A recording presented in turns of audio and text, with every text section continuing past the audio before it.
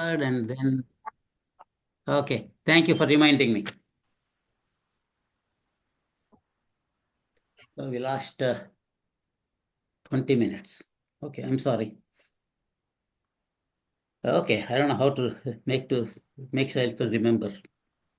Okay, so we can see here in these two paragraphs how our drama has that kind of a mature dispassion, and he's got a very complete objective understanding of the world, how the world tempts you, and even though we complain about the miseries of the world, we don't develop dispassion, and with the pleasures that we tend to and pleasures we get very much attached to them.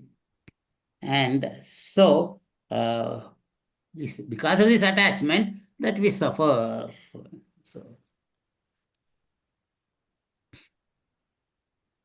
so of course, this is not what Rama is telling. It is the message from the messenger. Now we will see what happens when Rama comes in the next paragraph.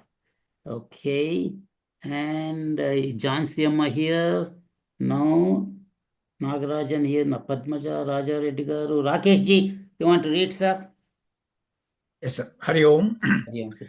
Sri Rama is brought to Vishwamitra. Having heard the condition of Sri Rama, the great sage Vishwamitra said, "If such is the case of Rama, then bring him into my presence. Dispassion that draws on the basis of discrimination and the all-pervading pain that is experienced through wisdom will surely bring forth a glorious fruit.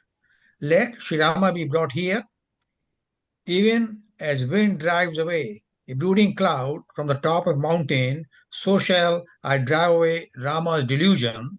With his delusion gone, Sri Rama will abide in his essential nature, which is unlimited, peaceful, and supremely blissful.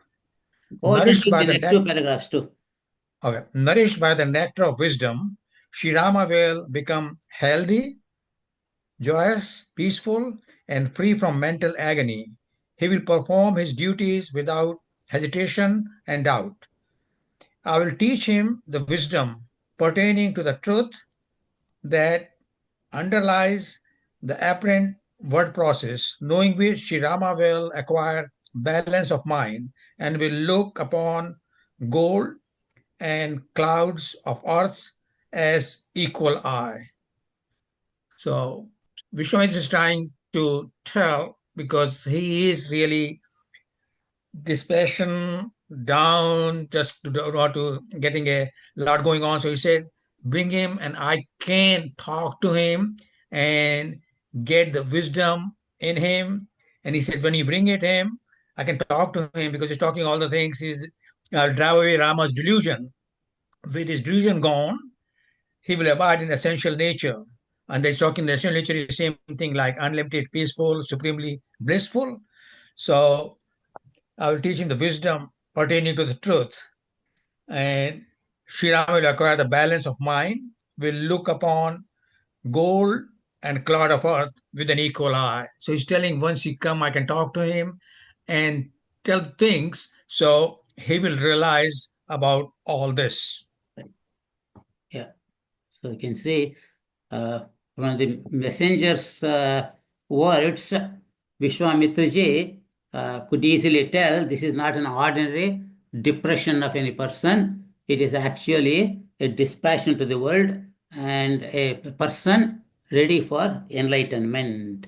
And then I will give him that enlightenment that will make his life joyful, peaceful, and free of any mental agony that he is suffering right now. So we will see what happens now when he comes. Ratnama, you want to read? Okay. Then Sri Rama was brought into the presence of Vishwamitra. As he approached the royal court of Dasharatha, he shone like the moon, showering delight in all hearts. His appearance was pleasing. His body had well-proportioned limbs. He was very personification of divine virtues. Though young and strong, he was calm and serene. As he approached the king Dasharatha, Sri Rama bowed his gracious head at his father's lotus feet. Then he bowed at the feet of the sages Vashishta, Vishwamitra, and others, as well as all the elders of the assembly, thus receiving blessings from them. King Dasharatha showered his affection on Rama and said, "O Rama, how is it that delusion has entered your heart? Delusion is the breeder of miseries." Then Vashishta said, "O Prince, you are valiant. You have conquered the objects of the senses and are hard to conquer. But if you are so powerful and heroic, why are you caught in these meshes of anxiety and grief?" Okay. Go ahead and finish the next paragraph. Sage Vishwamitra asked, "O Rama, pronounce the tremors of your eyes and tell me, what is the cause of your delusion? Just as rats burrow into the ground, so these worries have done. What Go ahead, Amma. What desire do you entertain? Tell me how that desire can be fulfilled. Tell me your desire, and it will be given to you. Then you will not suffer from mental agony any longer." Hearing this, Sri Rama was delighted as a peacock at the rumbling of the rain clouds. Here, Sri Rama, he is just thinking loud, looking at the miseries of the world and how people are engaged in all these worldly affairs, which is really not permanent. They are like fleeting joys, but people are really that. So this is what, and then also you remember, Mohana Sundara Rama. Really, he is the most handsome man. Everybody really is, any book you read about Ramayana or anything, Rama is the most handsome man. Mohana Sundara Rama. And then look at his behavior. Maryada Purushottama Rama. How he comes and bows down to his father, and then the Vashishta sages, Vishwamitra, and all others. He's a really Adarsha Purusha, Maryada Purusha, and then they all wonder, and then Vashishta asks this, "How come you have got entered this delusion? How did it happen? How did it come? And then tell me all your desires that will be given to you, but don't suffer from that agony any longer." And then he was very happy to hear that when Vashishta told him that he will relieve all his discontent of the world, of the worldly affairs. Hari Om. Yeah. So you can see, though Vashishta and Vishwamitra could perceive his complete dispassion to the world, but once you have that kind of a dispassion and you are such a strong, both physically and mentally, as we can see, why are you having this grief? And Vishwamitra ji says, "No, we will relieve you of all your anxiety, but what is it really you want? Tell us." So only when the student asks for knowledge, then the teacher gives the knowledge, and that's what is going to happen when we see how Lord Rama is going to reply to Vishwamitra ji and others about his mental status, how he looks at the world. And various chapters are given that he goes step by step of the different aspects of a human life, how they are really not a very happy life, and but we still uh, get attached to all those stages of life. So Rohini Reddy is not survey. Is Sarvesh ji there today? Want to read, sir? Chapter 12.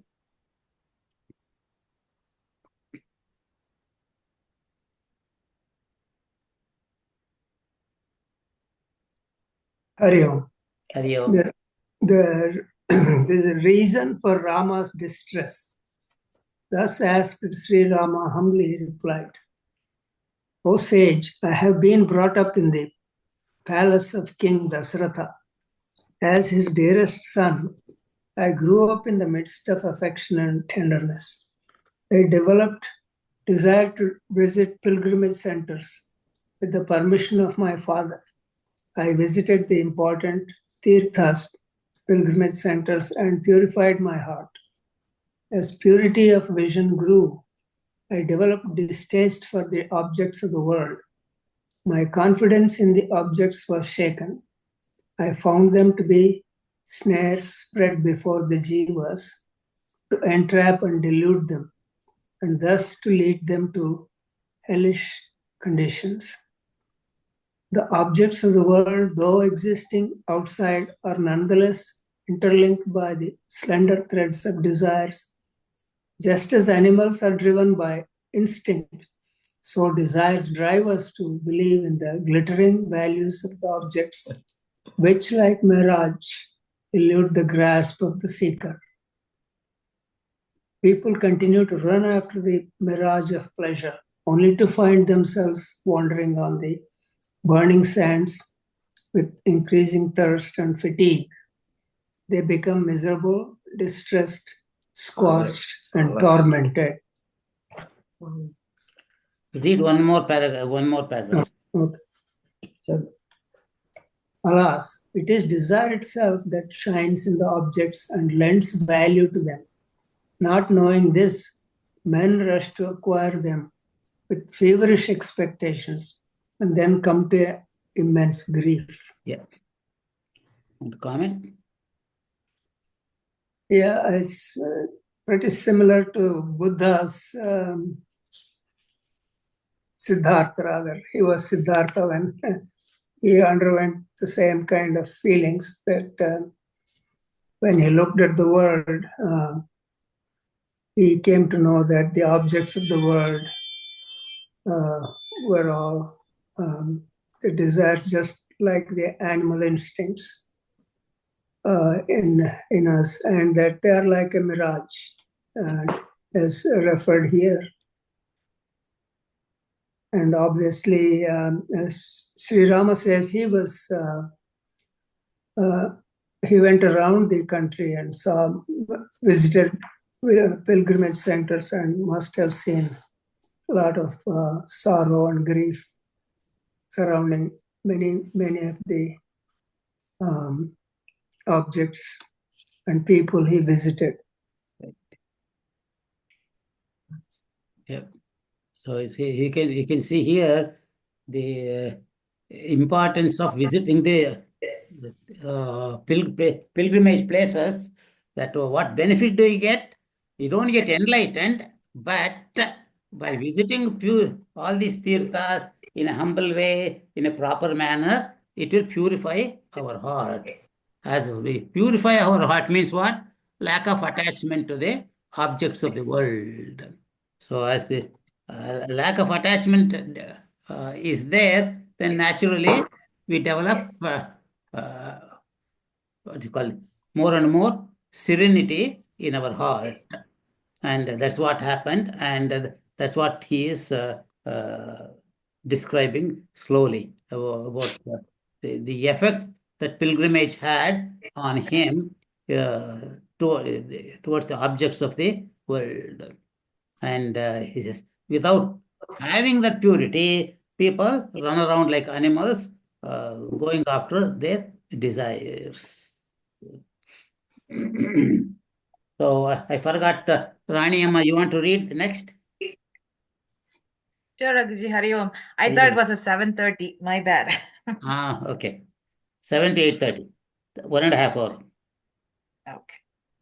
Though not literally sold, yet we are, as it were, sold and enslaved by the objects of the world. How long shall I lead this wretched life? A forest stags fall into caverns in the wilderness and realize later their miserable predicament. So we have fallen into the ditch of the world process, and we continue to move from one ditch to another. Seeing this mighty storm of delusion shattering the mountains and trees of human existence, I find it a wonder that there is no one wise enough to devise a remedy for this calamity that has befallen all. Just as a wildfire consumes hollow trees, so these wild desires consume our much adored bodied, perhaps not as visibly yet more inevitably. I weep not, lest the people around me follow me, but my very heart weeps, and before the tears slip from the core of my eyes, the fire of my heart evaporates them. Thus no one sees the torments that I undergo silently. We are snoring in the night of ignorance, and thieves are at work, contriving devices to steal away the precious wealth of Atmic vision. Yeah, the thieves exist in the form of anger, hatred, greed, lust, and the other vices of the lower self. Who shall fight with these cruel robbers who steal away the pearls of Atman and reduce us to a miserable plight, groping in darkness and delusion? Comment? Beautiful. Yes. Same thing, but I was just visualizing how he was explaining, right? Elaborating it.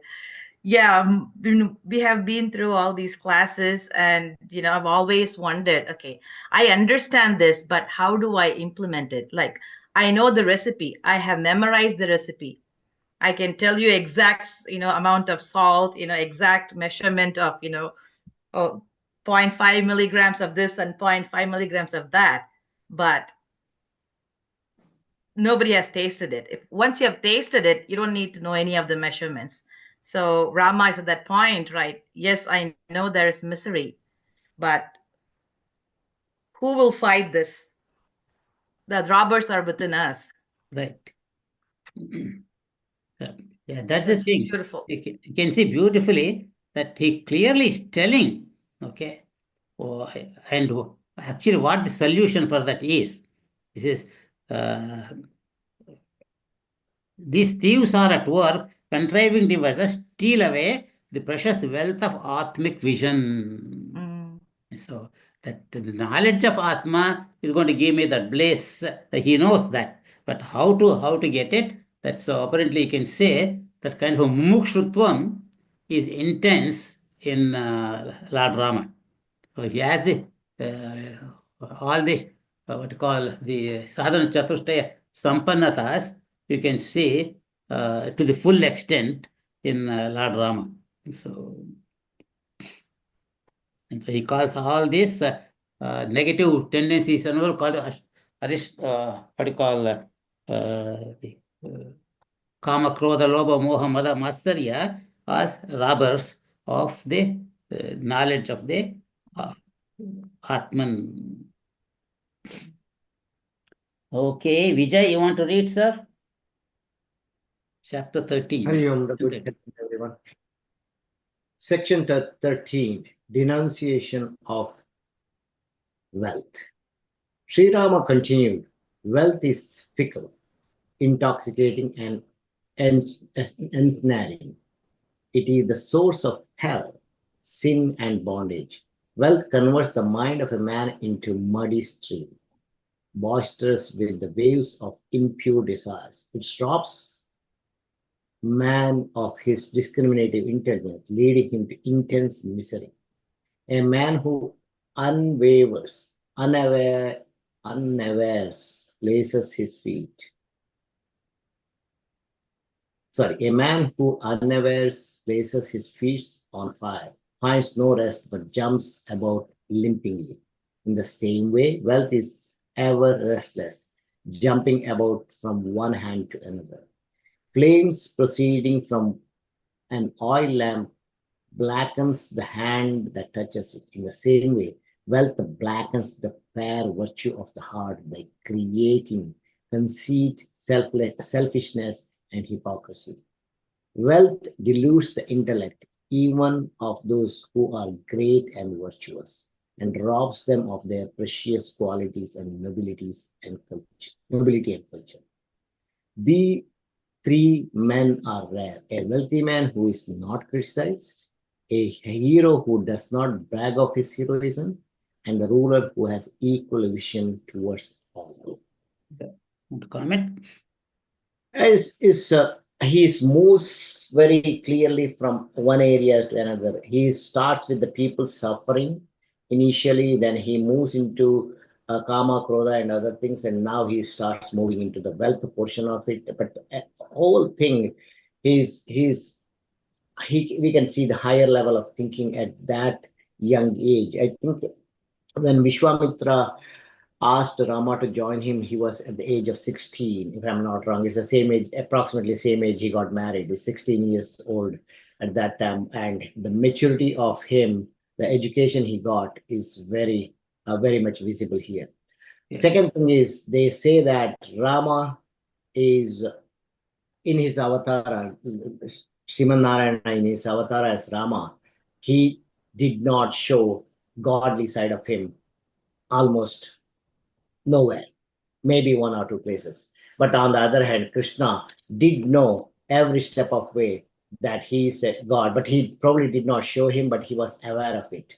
Because when Krishna went to ask for 5 villages, and he went fully prepared to fight Duryodhana and his army at that time. So, but here you can clearly see that he is showing that kind of a vulnerability.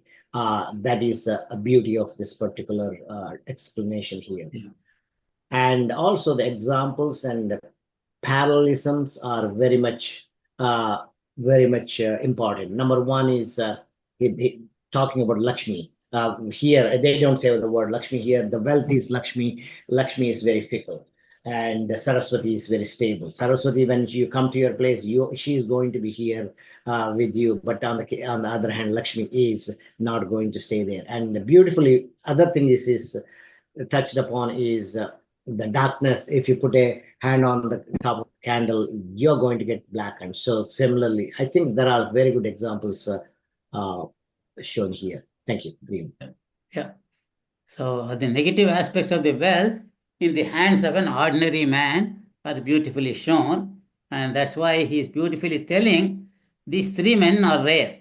A wealthy man who is not criticized. Why? Because the wealthy man, he wants to keep on accumulating more and more and more and does not have any broad-mindedness to share with others during their stages of distress. And so naturally becomes more and more withdrawn from the society because of his attachment to the wealth. And the same way, a person who is strong and heroic, naturally, he has that problem of bragging about his strength and what all the achievements he has achieved in the world. And same way, the ruler who has equal vision to all people. And so, if he has that, then he is a Rajrishi. Okay. But most rulers have that the power is going to what you call corrupts the people. So the wealth, the physical strength, and the name and fame, all of them are cause for person's downfall unless he understands their value in society, being an enlightened person. Okay, Vishwa, you want to read, sir? Hare Raghuji, I'll skip this instance, Raghuji. Actually, I'm driving back home. Okay. I will take some time. Okay. Anjaneyulu, sir, next. Sure, Raghuji. Wealth indeed is the center of pain. It is the abode where dwell the mighty elephants of delusion who bring untold miseries upon man. Wealth is like the dark night for the flourishing of good actions, but it is like the moon for awakening the lotuses of evil actions and desires. It is like frost from the creeper of dispassion. It is like the dark night favoring the holes of lust, anger, and greed. Multicolored like a rainbow, it is devoid of substance. It is the master of deception and foul play. Having seduced the Jiva's souls, wealth leads them to repeated births and deaths, and to the manifold experiences of pain that life abounds with. Therefore, I detest wealth severely. Shall I continue? Yeah. So the what is the consequences of wealth as described by Swami Jyotirmayananda here? Wealth indeed is the center of pain, and wealth is the root cause for the downfall. And wealth begets wealth. That man becomes corrupt, and greediness and all those human values have been lost.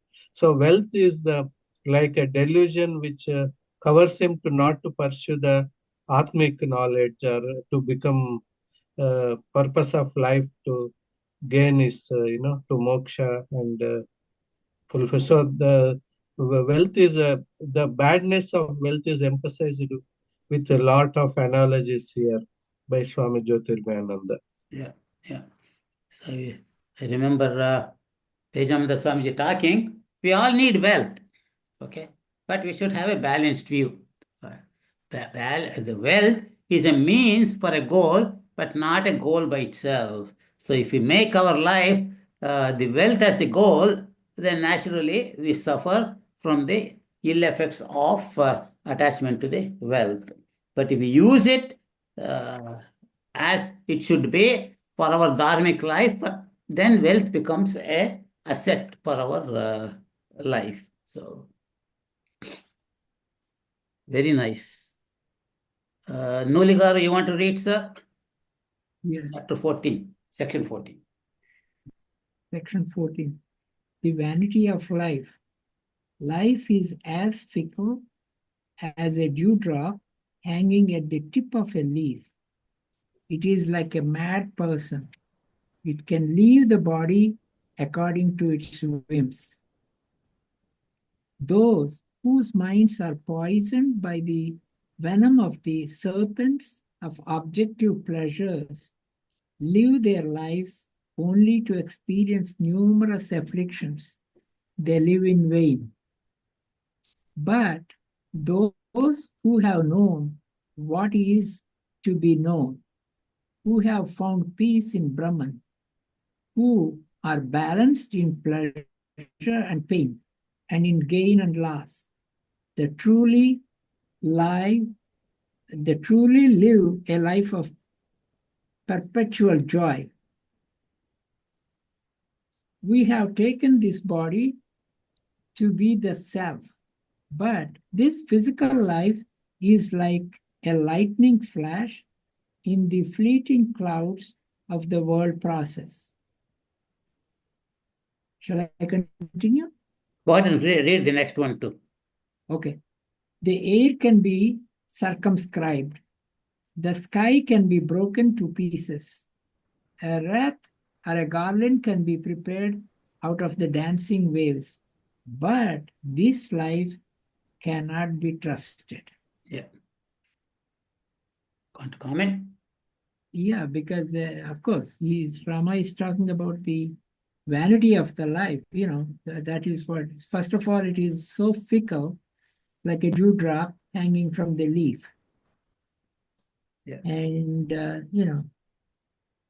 and it also, of course, it's all the description, so beautiful. The minds are poisoned by the venom of the serpents of objective pleasures. Live their life, experience numerous afflictions. But on the other hand, if we can find peace in Brahman, who are balanced in pleasure and pain, samatvam. We have taken this body to the self because we are misunderstood what is self and what is the body. And that's why we are in the, in the clouds of the world process. Yeah. Because the most impossible things, the air can be circumscribed, the sky can be broken to pieces, a wreath or a garland can be prepared out of the dancing waves, but this life cannot be trusted. Yeah. Yeah, like you said, that this was beautiful, that an impossible in this world can be made possible, but this life is so fickle, and there's no gain in this human life of ups and downs in life, and there's no permanency. And but he has such a clear discrimination. Okay. He knows, hey, I need that Atma Gnanam. But he knows this body is not the Atma. Okay. But exactly what is it? What is it? What am I?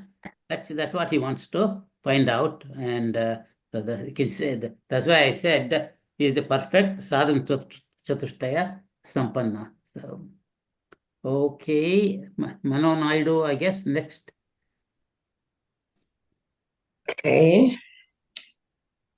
Like a rent cloud in the winter sky, or a lamp with scanty oil, or like a wave about to decline, this life is fickle and insecure.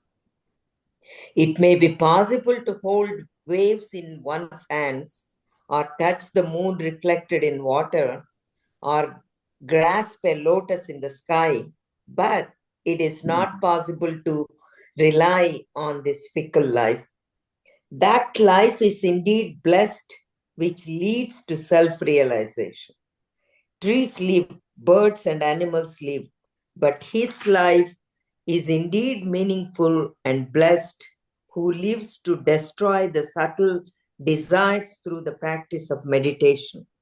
His birth is truly glorious, who, having been born, attains the cessation of all birth and death. Others live as donkeys carrying their loads of karma.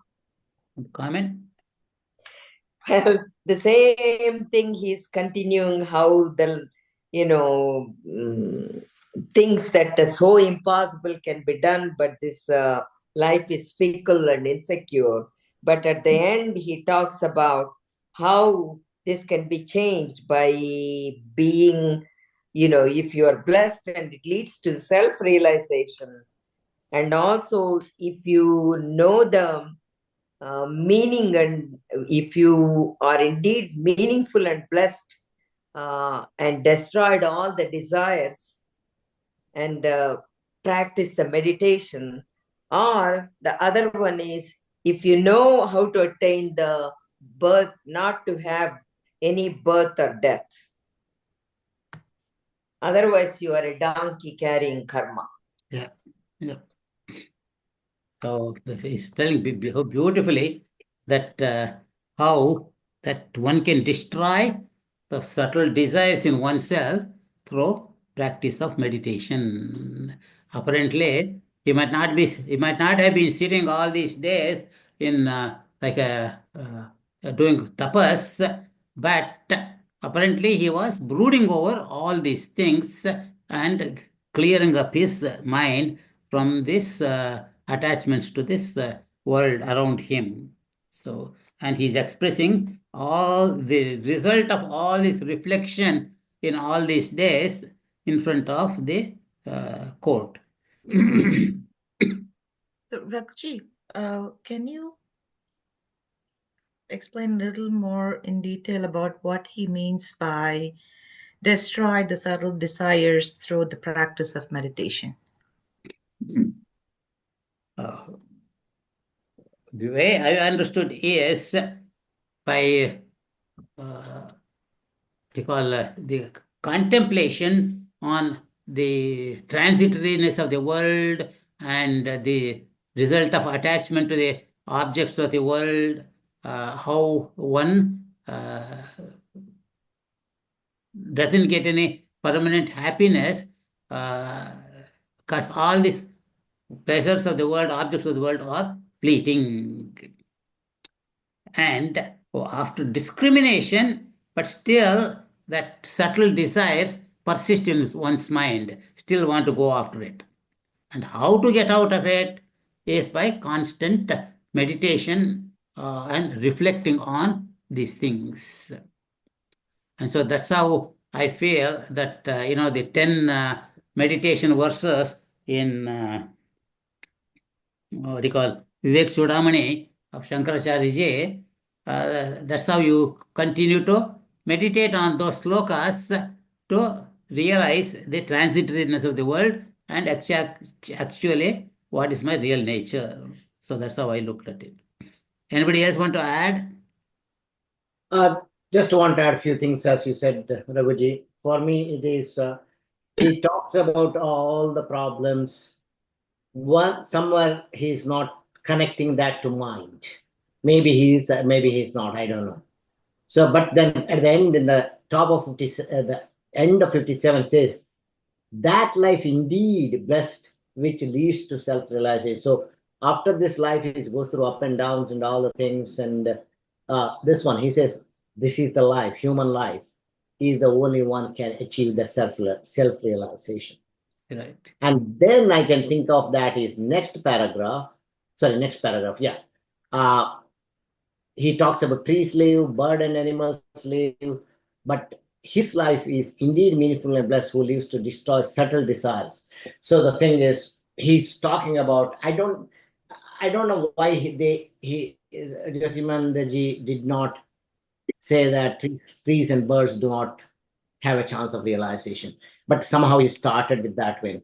But for human life is blessed with self-realization, but that is possible only the control of the mind, which we call what we call as chitta ekagrata.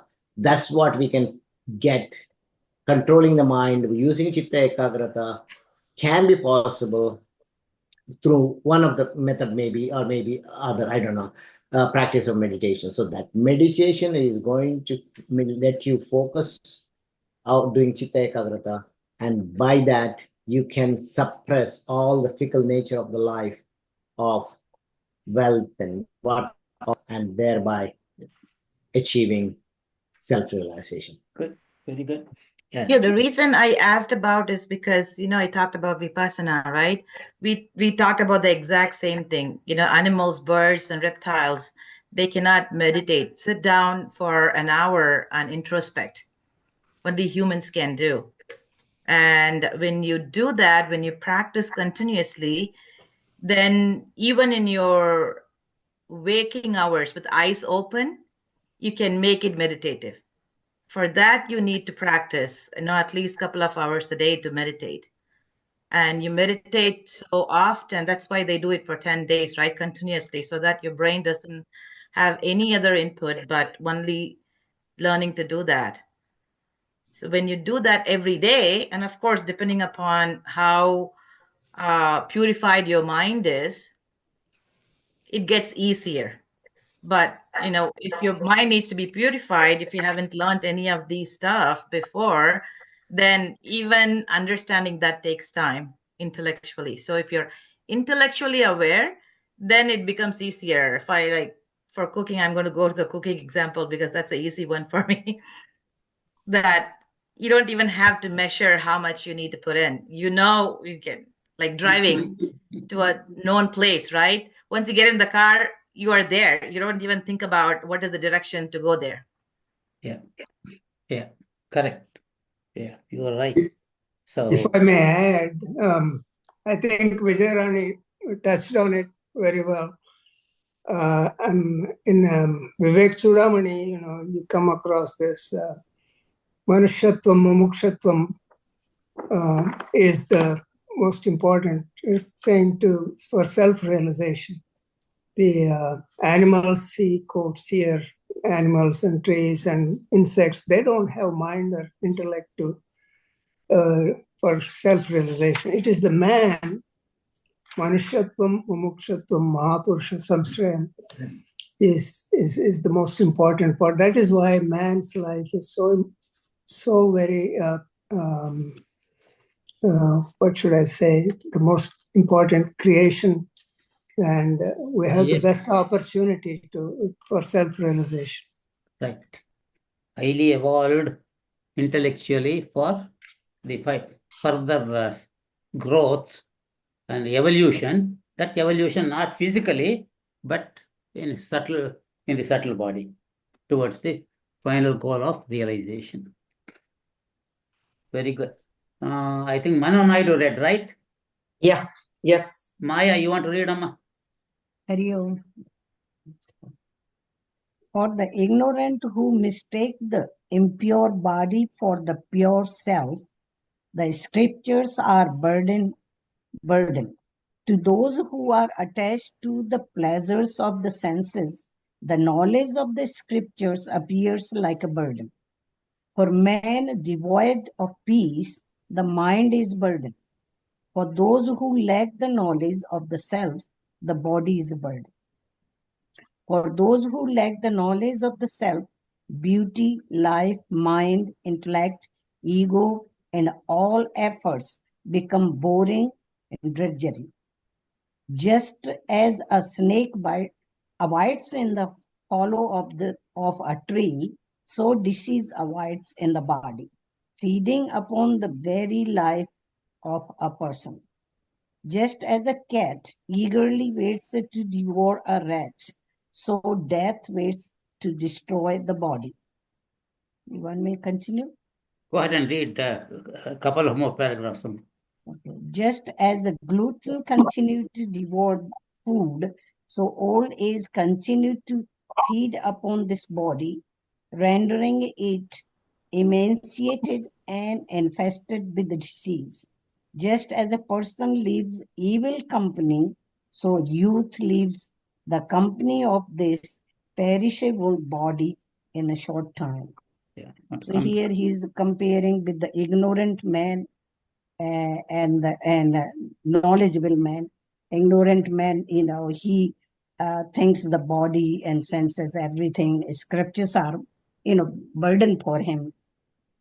And other hand, the person who's knowledgeable, all the senses and everything becomes body burden for him. And then he's talking about, of course, the same furthermore, and then he example the snake, just like the snake is waiting in the tree and disease is waiting in the body for man to die, in the same way, the same another example, rat and cat, and then the gluten. Am I understanding same thing? The gluten is bad when you are old. No. Glutton. A person who keeps eating a lot of food is a kind of glutton. Okay. That glutton. Okay. So I guess that's all. Is the main thing is that he's just talking about if you have the self knowledge, then all the body and everything, all the senses are burden for you. But if you think it, if your body and senses, then the scriptures and knowledge, everything is burden for you. So yeah, that's what he's comparing here. That's all I understood. Maybe you can tell good. something. Very good. So you can see how beautifully Lord Rama has discriminated and is expressing his thought process, that how if you are an ignorant person who identifies with the body, the self-knowledge is a burden. In the sense, what are you going to do with it? Theoretically, you read it, but it's not having any benefit. Same way, your mind has become agitated and there's no peace, and you keep complaining, oh, I'm agitated and I don't have a peace, but you don't realize why you don't have peace, because you are attached to the world and having the ups and downs, and still do not have any discrimination and dispassion.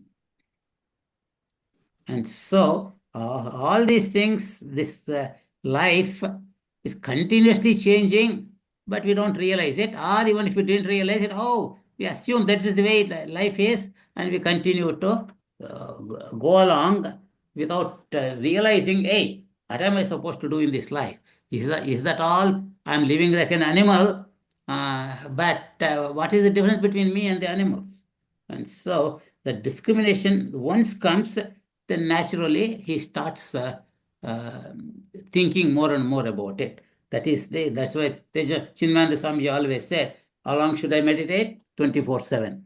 So this reflection of your life and putting everything in proper perspective and living that life is the real meditation. Okay, Maya is so done. And Rakesh ji. Hari Om. O sage, there is nothing as vile, mean, and fickle as this life of ours when it lacks the knowledge of the immutability of the self. In vain, egoism has emerged out of ignorance. I am terribly afraid of this dire malady. This egoism has created the numerous aspects of the world process: birth, death, diverse experiences of pleasure and pain, and unceasing misery. It is egoism which is the basis of all mental torments. It is this disease which promotes attachment towards an object of the world. Egoism has spread its snares in the form of objects of the world. The human soul is caught in these snares. Egoism has spread a veil of illusion to enchantment of minds of men. Egoism destroys serenity. It is like frost, destroying the lotus blooms of divine virtues. It is like the winter season, dispersing the clouds of virtuous qualities. Yeah. Whatever is performed or enjoyed on the basis of egoism is vain. It is attainment of egolessness lies the true purpose of existence. Read more, a couple more, or Yeah, go ahead. Yeah, go ahead and finish it. okay. As long as a cloud of egoism continues to expand in the sky of a heart, so long cravings continues to flourish. But with the dispersal of egoism, the cravings disappear like a lightning flash, or like the extinction of flame in a lamp without oil. O sage, though I am free from my ego essentially, yet I am suffering from it. I am intent upon renouncing this egoism, which is the enemy of every soul. This ignorance steals the precious pearls of Atmic knowledge. Please instruct me in the science of the Absolute, so that this taint of egoism can be effaced from the shining self and I may rest in the essential nature of Brahman. Hari Om. He's talking about how what he's doing, and he's trying to tell everything like how bad the egoism is, because it's just ignorance, that all it is. But I just can't get out of it because I'm thinking in the right direction, but pleasure, pain, misery, because I'm just not here, which is the basis of all mental torments, all this egoism. So he says, destroy the serenity, destroy the lotus blooms of divine virtue. So everything gone away unless I realize the Brahman. So on the last para, he says, I'm free from my ego essentially, yet I'm suffering from it.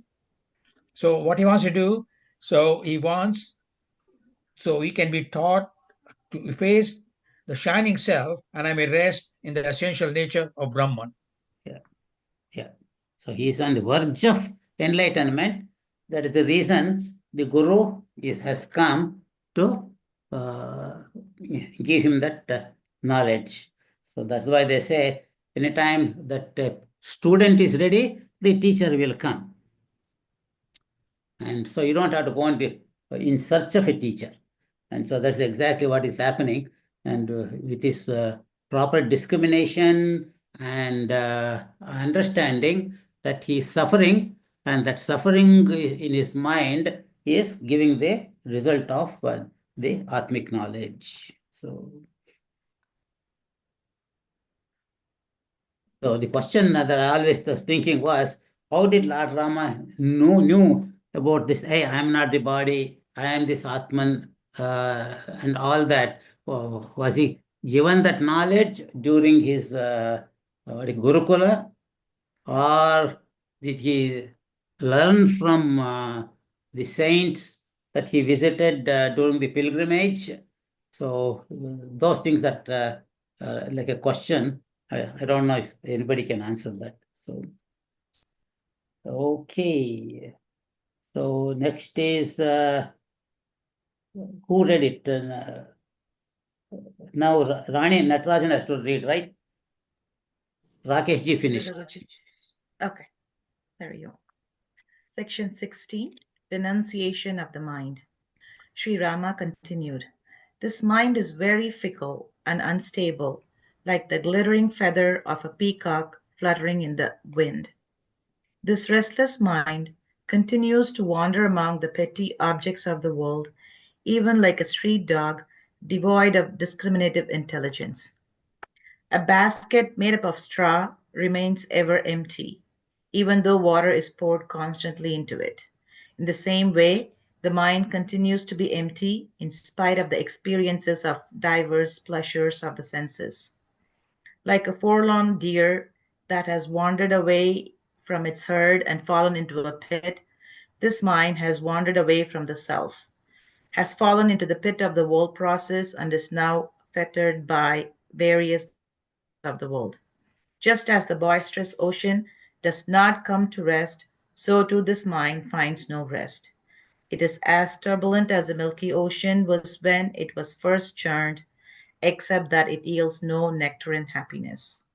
The Puranas present a mystic story about the churning of the Milky Ocean.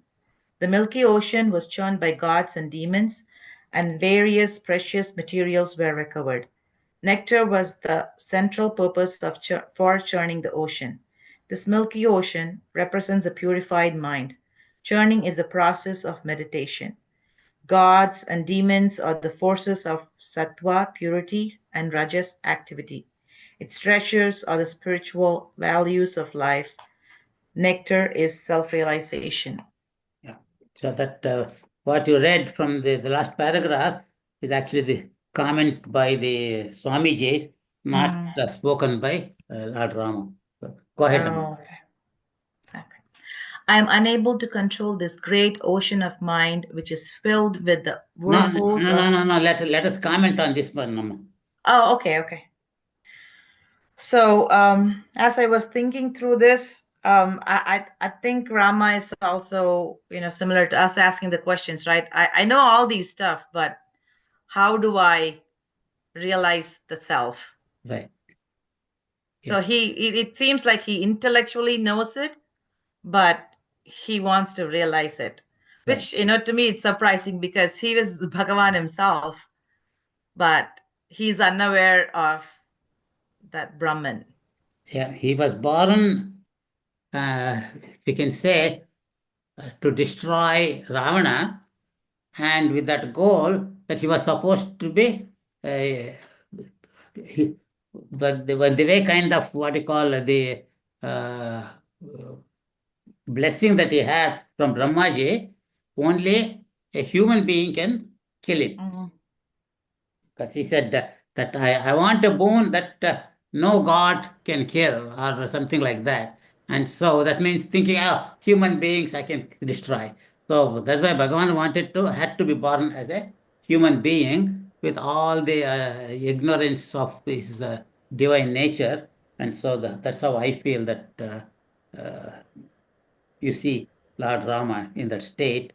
But at the same time, that to live that enlightened life of a Raja Rishi, he needed that knowledge, and that's what he's going to get from the Vashishta Rishi, and then he starts living his playing the role rest of his life. So, going back to what Vijayarani keeps talking about is intellectually what you have is not going to help you.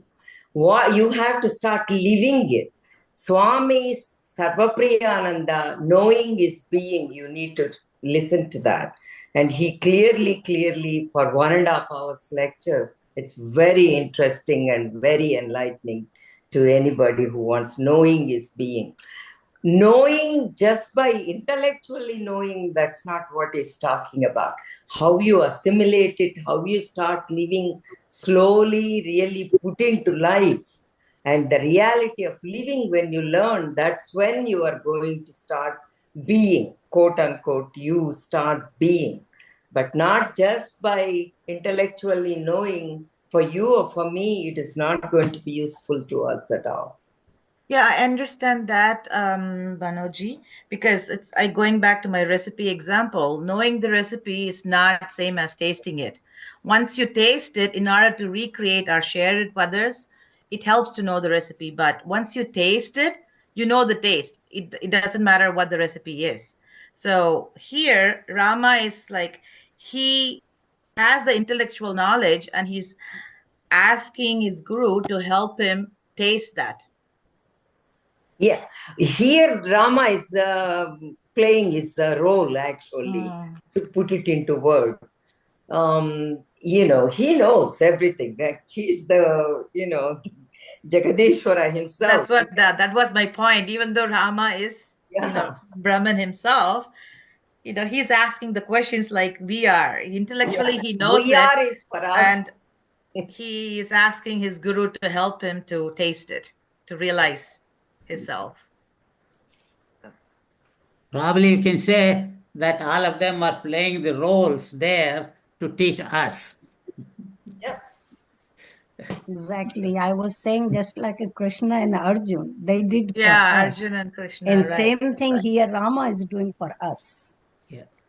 But Rama Arjun's is state is a playing the little role. different, but Rama is different, but I understand where you're going. Very good. Ratnam, I want to read. Okay. I am unable to control this great ocean of mind, which is filled with the whirlpools of worldly desires and is inhabited by the waves of deception. This mind continues to wander like a deer, grazing upon the petty pleasures of the world, unaware of the impending doom of hellish conditions. Like a lion imprisoned in a cage, this mind is fettered by its own desires. It does not find rest even for a single moment. This mind has stolen equal vision from the soul. It has sustained the illusion that this body itself is the conscious soul. The intrinsic of the universe self is lulled on the bed of attachment to the object of the world. Without the awakening caused by scriptures and sages, this mind cannot be awakened. This chitta, the mind, is like a bird trapped in the net woven by erroneous thoughts such as, this is mine, this is myself, this object will give me happiness. The fires of worries and anxieties are constantly consuming the forest of the mind. A male dog following a female dog goes to a rotting carcass and feeds upon it with great pleasure. In the same way, this chitta, the mind, follows its wild craving, Krishna, and is delighted with the perishable pleasures of the world. Here, Rama is really telling how mind can lead us to the wrong conclusion. Even though, but to change that mind to think about Brahman. Everything is perishable. But the only thing is there that self-realization is the one that is. But Rama is really helping us. He himself is a Brahman, but here he is giving the human beings how to control their mind and think about the Lord all the time. Hari Om. Yeah. And the mind is terrible. Hari Om. Yeah. How one should control the desires. For a common man, mind is nothing but desires, as we all know from Bhagavad Gita, chapter 2, that desire leads to anger, or if you fulfill pride, and then jealousy, and all the other consequences. And so one has to control the desire and convert the mind from material desires to the desires for the Atmic knowledge. So, very good. And Sarvesh ji, you want to read, sir?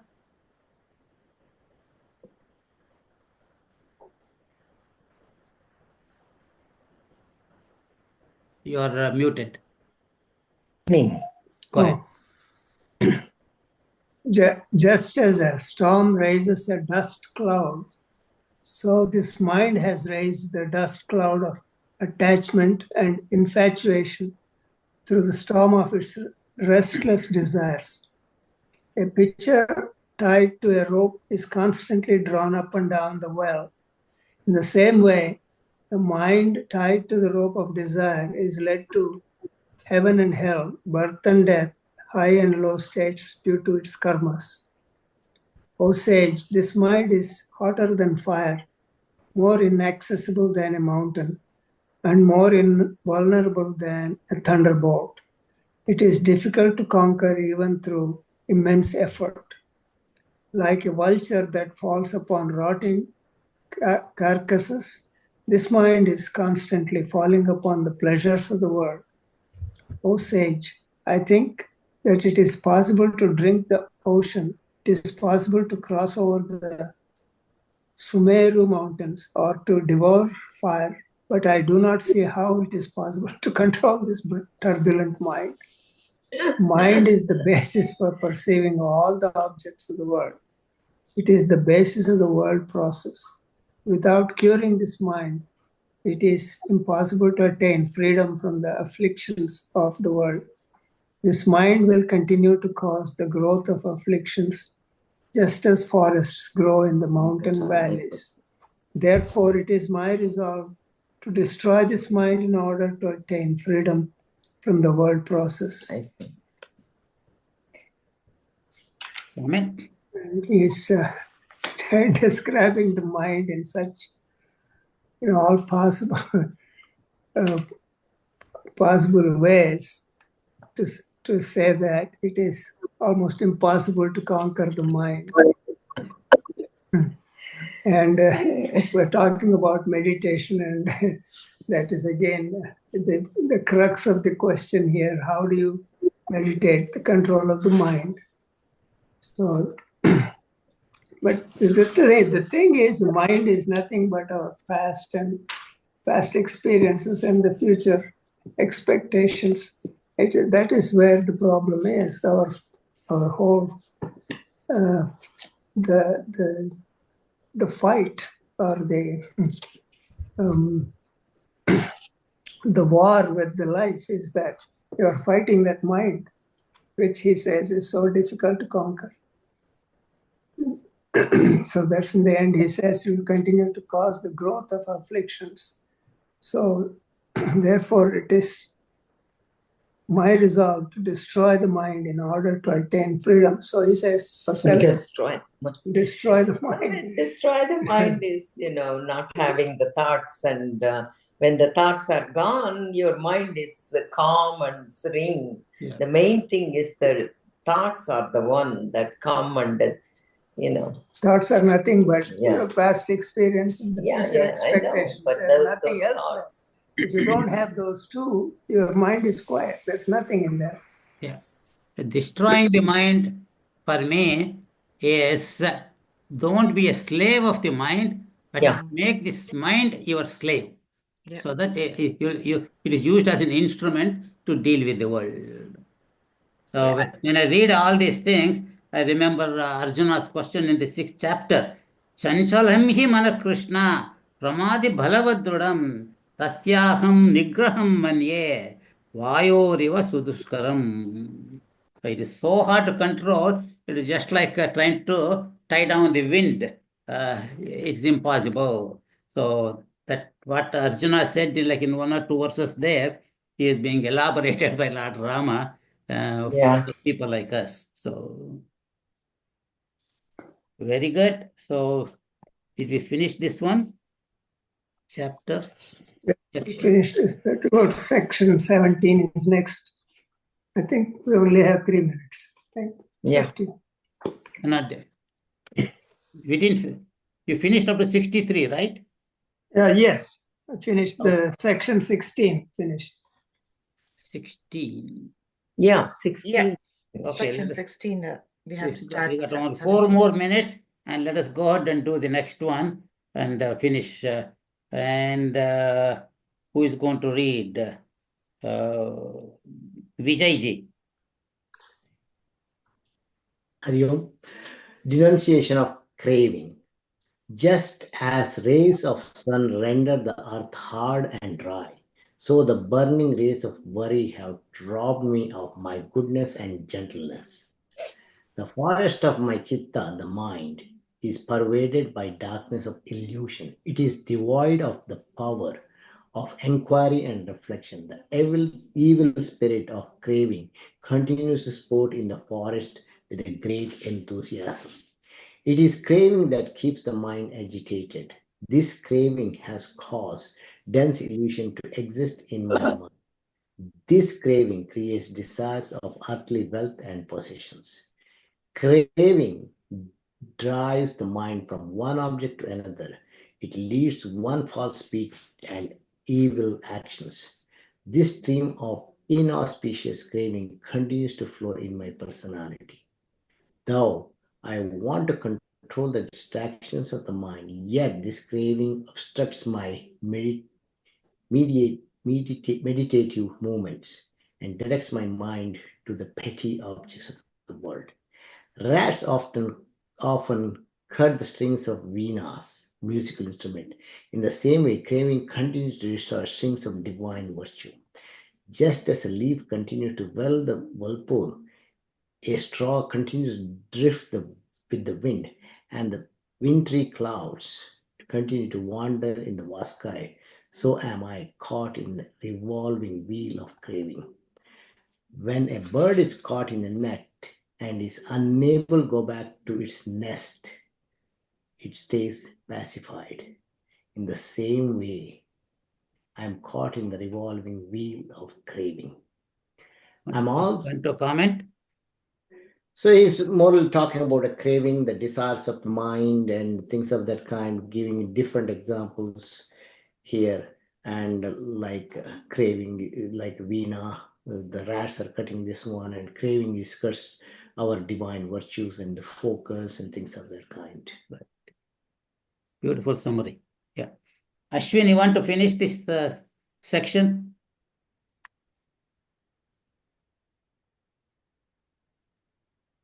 Yeah, sure, Raghuji.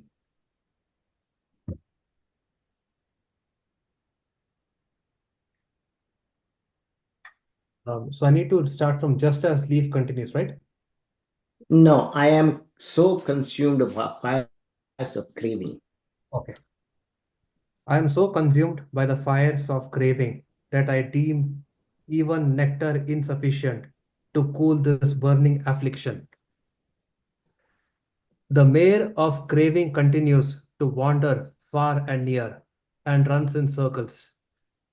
Just as oxen tied to a rope are forced to carry heavy burdens, so human beings tied to the rope of craving carry heavy loads of karmas. Though I am a hero, yet this dark night of craving continues to frighten me. Though I am endowed with the vision of discrimination, yet this craving is threatening me with intense misery. This craving pierces the hearts of men. It creates the entanglements of the world process. It is the promoter of inauspiciousness. It is like a black demoness, the very embodiment of poverty and pain. Craving bites a person like a serpent and fills his body with a deadly venom. Yeah. Comment? So, yeah, so here continues to tell us about how um, craving causes misery. Um, it causes us to lose the vision of discrimination. Um, Eventually, the human beings, they are carrying heavy loads of karmas because of this. Um, so, yeah, and finally, to summarize, it says, craving bites a person like a serpent, and it fills his body with a deadly venom. So, it's just beautifully like how craving can, um, really like lead humans to, um, to a state of intense misery. Yeah. Yeah. So you can see, assuming what all said by Lord Rama is correct there, that though externally he has developed control of not going after the pleasures of the world, being attached, because intellectually he knows that all these are transient and cause more attachment, but inside that those cravings are still burning him. How can I get rid of those burnings?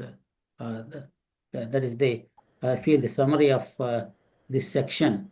And he goes on to talk in the next sections about the body, about being in the womb of the mother, and about being a child, about being the youth, and about the old age, and all those things. Uh, Sometimes it looks like boring, but if we continue to contemplate on it, that I feel that it should give us more reason to think and develop more and more dispassion in this life, and develop what you call serious mumukshutvam, so that in this life itself, hey, I want to achieve that goal. So, Raghuji, as per the text, so Rama is a Avatara Purusha, so he is a Sthita Prajna, but still he has the intellect to discriminate all these aspects, but still he has a inner desire, and he is of the fear that it would develop more vasanas. Is that what can we understand from the last section? I think previously it talks about the Manobuddhi Nashana and how mind destroys, the ultimate knowledge. But here, even though he has an intellect, but still there is an inner desire, right? Like, Right. he is. Right. The mind is nothing but the desire. I know that what I understand is, I understand all this is intellectually, I understand, but I've got a problem getting rid of those desires, those cravings in my mind. So externally I have controlled, but inside those cravings are not gone. They are still burning inside like rats. So that's why in one of the slokas in Bhagavad Gita says, in a sadhaka, the all these desires get controlled, but until you get realized, those vasanas continue to persist. And so the vasanas are the subtle desires that we are talking about here, that Lord Rama is talking about here. That's my understanding. So another thing I'm thinking, Raghuji, like, obviously he's a Avatara Purusha, so he's beyond, transcended beyond all this, right? Like when he's born, he would be born as a Sthita Prajna. Probably is it trying to superimpose how a mind of a ordinary man, what are the downfalls of an ordinary man would be, is kind of given as a knowledge through the scripture, depicted through life of Rama. I Right. feel. Could be all these presumptions, what we can think the way we like. Only thing that I see there is, like I said before, that he has taken that ignorance on himself to act like a human being, and that's what he's doing. But not like an ordinary human being, but as a human being with great, what do you call, Sadhana Chatushtaya Sampannata. Because why I'm bringing that, Raghuji, like now, till now, we know in Ramayana how Lord Rama is depicted, right? He's already evolved as he knows everything, and he is. That's right. Yeah. But here, that is after the Yoga Vashishta. Yeah, so it gives a different dimension, is what I'm just trying to say. Right. It's very. You're right. So how did the young Rama live in this world with equanimity, like a realized man? Okay, and that is because of this teaching of the Yoga Vasishta, he attained that knowledge. Rama, I think even in the other books, he did question, and Vasishta tells him, not like the Yoga Vasishta. I'm talking about in the Ramayana story also, just like Buddha, he sees all these things outside, and his mind was having all these questions. And the Vasishta, Vishwamitra and Vasishta, they talk to him about that. Are you talking from Yoga Vasishta. Which Ramayana are you talking, Amma? I don't know. I have so many Ramayanas. Right. Valmiki, Kambaramayana, Tulsi Ramayana. These are the popular scriptures, right? No, I have Mala Ramayana. I have what is the other one? Adhyatmika Ramayana. Right. So the other Hemamalini and I, when we presented the other one, we read the even Adhyatmika Ramayana. It gives you totally different picture of Ramayana. Right. So that's why I'm saying I can't tell you which one, but I have to look through them to tell you exactly where I read that. Yeah. Only Ramayana that we should refer to understand this book is the Valmiki Ramayana.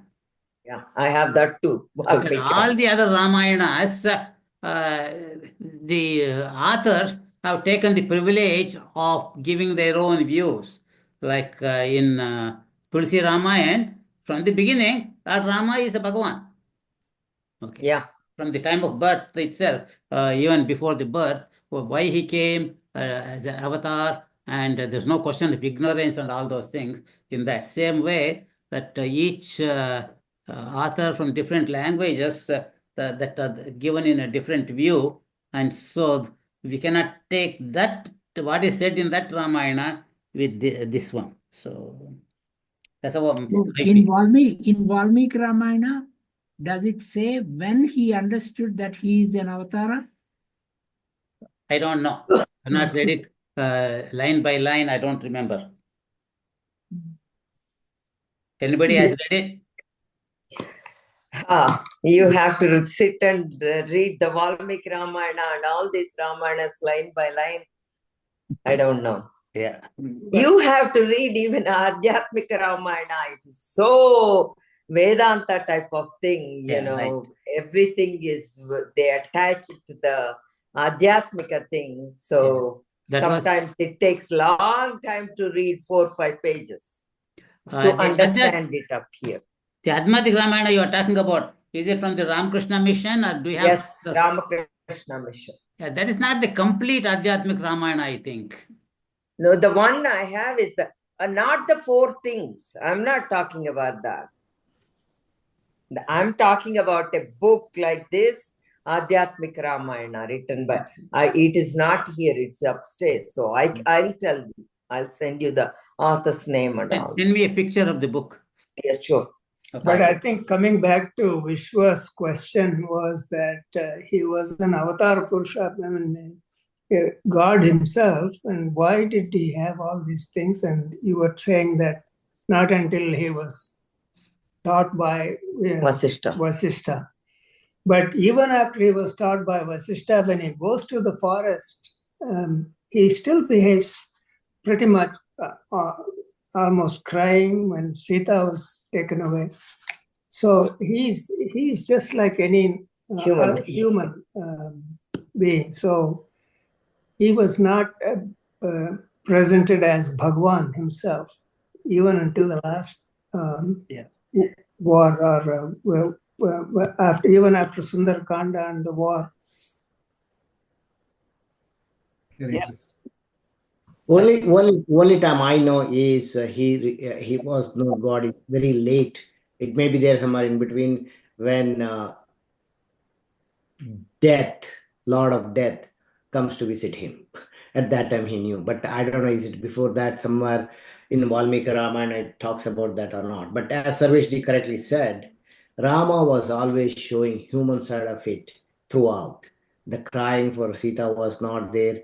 And before Ravana abducted Sita, there was one other demon abducted who was abducted. I don't remember top of my head. At that time, Rama told Lakshmana, now Kaikeyi may be, my mother Kaikeyi may be laughing at me. That might be the reason she sent us to the forest. Yeah. I don't, Yeah. yeah. Very good. It's Glad to okay. know all of you have read so much Ramayanas and all that more than me. And confusion. ॐ सर्वे भवन्तु सुखिनः सर्वे सन्तु निरामयाः सर्वे भद्राणि पश्यन्तु मा कश्चित् दुःखभाग् भवेत् ॐ पूर्णमिदं पूर्णात् पूर्णमुदच्यते पूर्णस्य पूर्णमादाय पूर्णमेवावशिष्यते ॐ शान्ति शान्ति शान्ति हरि ओम श्री गुरुभ्यो नमः हरिः ओम. Hari Om, Hari everyone. Om, everybody. Hari Om. Hari So Om. we'll meet again Hari Om. next Thursday. Okay. Hari Om. Hari Hari Om, Om. Prabhuji. Hari Om. Do you have the opening prayers for this in the Yeah, group? I'll send it to you, Amma. Okay. Can you send You it can to me upload too? it in the WhatsApp group, Yes. Raghuji. It will be available in the media or the links. We uploaded the document, and I didn't have the I'll Zoom put it link in the for this, WhatsApp so I group was. again. I had put it, but I think you are not in the WhatsApp group, so you won't be able to see it. I will put it in the WhatsApp group Makes again. sense. Okay. Okay? Okay. Yeah. Okay. Hari Om. Thank you, Hari Raghuji. Om, Hari Om. Hari Om. Hari Om. Hari Om. Hari Om, Hari Om, Hari Om.